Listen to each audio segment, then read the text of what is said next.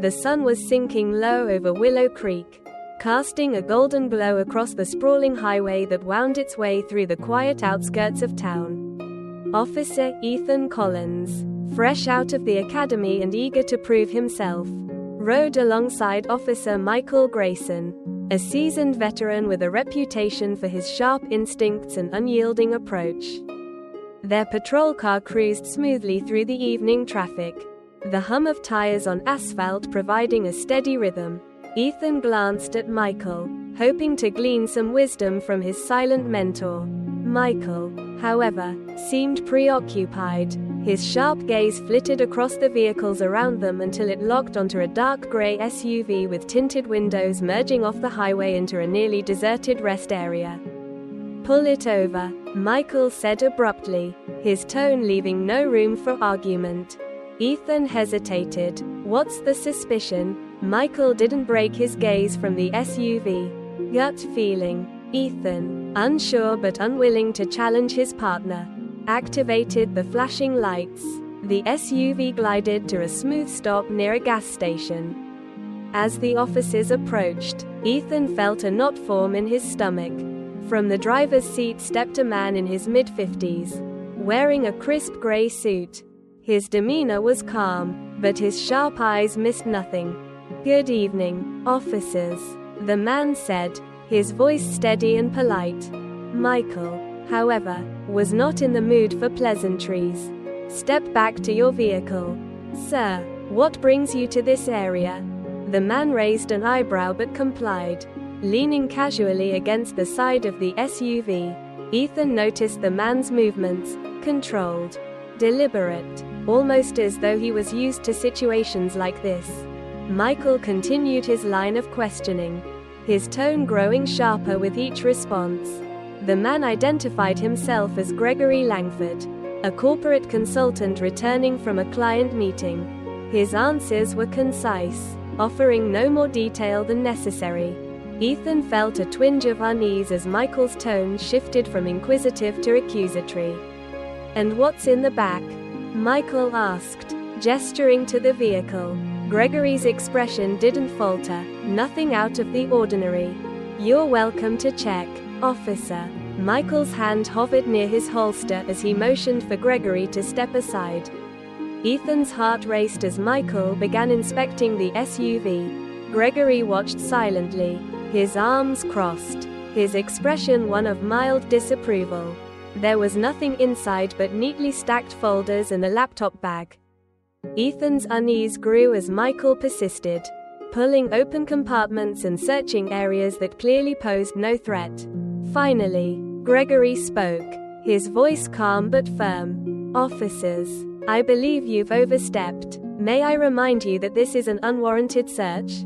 Michael froze for a moment, his face hardening. "We'll determine what's warranted here." That was when Gregory reached into his jacket and retrieved a badge. Gregory Langford, Regional Director of Internal Affairs. The weight of those words hit Ethan like a ton of bricks. He felt his pulse quicken as Gregory's steely gaze bore into Michael. "I'd suggest you stop before you dig yourself any deeper, Officer Grayson." Michael's face turned ashen, his authority suddenly crumbling under the weight of Gregory's revelation. Ethan stood frozen, torn between loyalty to his partner and the undeniable truth unfolding before him. Gregory's voice grew sharper. "Your actions tonight are not just a breach of protocol, they're a betrayal of the badge you wear. Conducting a search without cause, profiling, and failing to de-escalate, none of these are acceptable." Ethan took a deep breath and stepped forward, summoning his courage. "Sir, I apologize. I should have questioned this earlier." Gregory's stern expression softened slightly as he turned to Ethan. "You're new, Officer Collins. Learn from this. Never be afraid to question actions that feel wrong, no matter who gives the orders." Turning back to Michael, Gregory's tone turned icy. "As for you, Officer Grayson, expect this to be reported. Authority isn't a weapon, it's a responsibility." Gregory returned to his vehicle, his composure unshaken despite the confrontation. The SUV pulled away, leaving Ethan and Michael standing in the growing darkness. Ethan's mind swirled with thoughts as Michael stared after the retreating vehicle. Visibly shaken, the drive back to the Fairview precinct was suffocatingly silent. Ethan gripped the steering wheel, his knuckles white as he replayed the events at the rest stop in his mind. Michael sat beside him, staring out the window, his jaw clenched in a mix of anger and humiliation. Neither of them said a word as they pulled into the precinct parking lot, the fluorescent lights overhead casting an unforgiving glare on their patrol car. As they entered the station, the tension between them was palpable. Ethan headed straight to his desk, eager to complete the incident report and get the night over with. Michael, on the other hand, lingered by the coffee machine, his usual confident swagger replaced with a heavy, reluctant shuffle. The precinct buzzed with the usual activity, offices processing paperwork, phones ringing, and the low hum of conversations. But it wasn't long before whispers began to circulate. Word of the encounter with Gregory Langford had traveled fast. Fairview wasn't a large precinct, and the mention of internal affairs was enough to send ripples of apprehension through the ranks. Ethan's fingers hovered over his keyboard as he stared blankly at the incident report form. How was he supposed to summarize what had happened? How could he balance the truth with the unspoken code of loyalty to his partner? Before he could type another word, Captain Amanda Reynolds called them both into her office. Captain Reynolds was known for her no-nonsense demeanor. A veteran of the force, she commanded respect with her sharp mind and unwavering commitment to justice. She gestured for them to sit as she leaned back in her chair, her piercing gaze shifting between them. "I just got a call from Gregory Langford," she began, her tone even but firm. "Care to explain why the head of internal affairs was pulled over and subjected to an unwarranted search?" Michael shifted uncomfortably in his seat, his usual bravado gone. "Captain, I was acting on instinct. The vehicle looked suspicious." "Suspicious?" Captain Reynolds cut him off, her voice rising slightly. "You mean tinted windows and a gut feeling? Do you realize how reckless that was? And you, Collins, why didn't you intervene?" Ethan's face flushed with embarrassment. I wasn't sure how to handle it.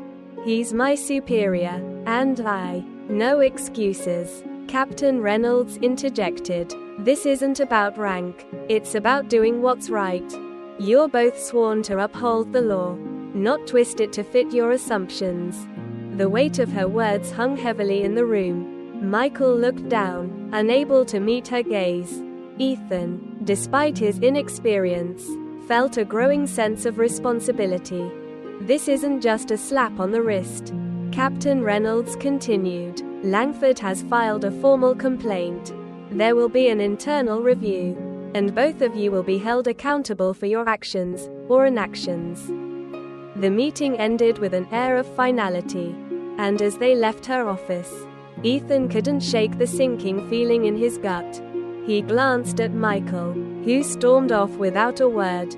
Ethan returned to his desk, determined to complete the report with honesty, no matter the consequences. In the days that followed, the precinct became a pressure cooker of tension and speculation.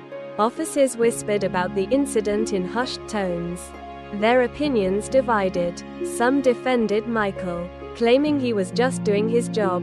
Others sided with Langford, arguing that the situation was a clear abuse of power. Ethan kept his head down, focusing on his duties while wrestling with his own doubts.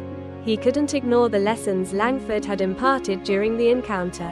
Integrity, accountability, the words echoed in his mind as he watched the chaos unfold around him. Michael, meanwhile, became increasingly withdrawn. His once commanding presence was now overshadowed by a cloud of resentment and shame. Ethan noticed the subtle shifts in his demeanor, hesitation during routine stops, a reluctance to engage with his colleagues. The incident had shaken him to his core. One evening, as Ethan prepared to clock out, He found Michael sitting alone in the break room.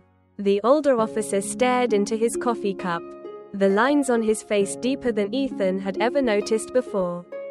"Grayson," Ethan began cautiously. "Can we talk?" Michael glanced up, his eyes weary. "What's there to talk about?" Ethan hesitated before sitting across from him. "I've been thinking a lot about what happened. I know it's not easy to admit when we're wrong. But Langford was right. We need to be better." Michael let out a bitter laugh. "You think I don't know that? I've been on this job for over 20 years. Collins, you don't think I've seen what happens when people mess up? Then use it," Ethan said, his voice firm. "Use this as a chance to make things right, not just for yourself, but for the community we serve." Michael didn't respond immediately. Instead, he stared at Ethan, as if searching for something, perhaps a glimmer of the idealism he himself had lost along the way. Finally, he nodded, a hint of resignation in his expression. "You've got a lot to learn, kid," he said, "but maybe you're right." The internal review came swiftly. Both Michael and Ethan were called in to give their accounts of the incident. Ethan spoke honestly, acknowledging his mistakes and expressing his commitment to learning from them. Michael, though reluctant at first, eventually owned up to his actions, admitting that his biases had clouded his judgment. Gregory Langford himself oversaw parts of the review process. His presence was both intimidating and inspiring. He addressed the precinct at a special meeting, reiterating the importance of fairness, integrity, and accountability. His words struck a chord with many, sparking conversations about the role of law enforcement and the need for systemic change. For Ethan, the review was a turning point, a chance to redefine his path as an officer. For Michael, it was a humbling experience, forcing him to confront the flaws in his approach and reevaluate his priorities. The weeks following the internal review was some of the most transformative for both Ethan and Michael. The precinct, shaken by the incident, implemented mandatory training sessions focusing on ethical policing and bias awareness.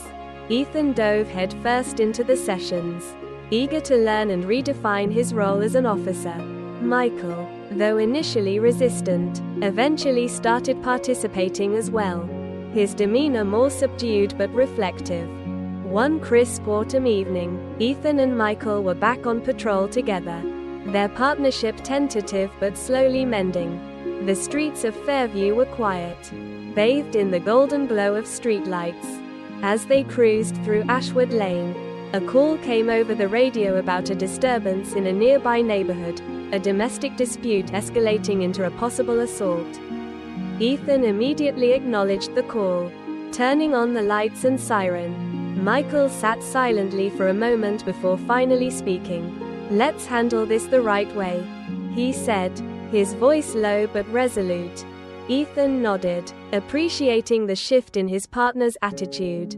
They arrived at the scene, a modest house with a small, cluttered yard. A woman stood on the porch, visibly shaken, while a man paced angrily near the driveway. The tension was palpable. Ethan and Michael approached cautiously, their hands visible and their voices calm. Ethan took the lead, addressing the woman with a gentle tone.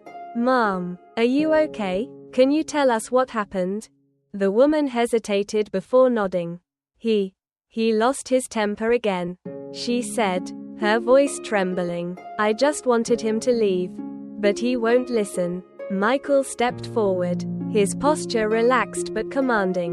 "Sir," he said, addressing the man, "can we talk over here? Let's figure this out." The man glared but reluctantly stepped aside with Michael. Ethan stayed with the woman, reassuring her while subtly checking for signs of injury. She seemed unharmed but clearly distressed. As Ethan spoke with her, he glanced over at Michael, who was handling the situation with surprising composure. Instead of escalating, Michael was listening, his tone firm but empathetic. The situation de-escalated gradually. The man agreed to leave for the night, promising to stay with a friend while the woman sought support from a local shelter. As the officers ensured everyone's safety, Ethan felt a sense of pride in how they had handled the call. It wasn't perfect, but it was progress, a far cry from the mistakes made weeks earlier. Back at the precinct, Ethan and Michael sat in the break room, the weight of the night lifting slightly. Michael broke the silence first. "You handled yourself well tonight," he said, his tone genuine. Ethan smiled faintly. "Thanks. I learned a lot from the training, and from Langford." Michael nodded, staring into his coffee. Langford. He wasn't wrong. "I've spent a lot of time thinking about what he said. About accountability, integrity. I didn't always live up to that. But you can now," Ethan said. "It's not too late to change." Michael chuckled softly. "You've got a way of making this job feel hopeful, Collins. Don't lose that." In the following months, the ripple effects of the growth became evident. Michael began mentoring younger officers, sharing his mistakes as cautionary tales and encouraging them to lead with empathy and fairness. Ethan, inspired by the transformation, started advocating for more community-oriented policing practices. Together, they became unlikely allies in shifting the culture at Fairview. Gregory Langford remained a steady presence in the background, occasionally visiting the precinct to check on progress.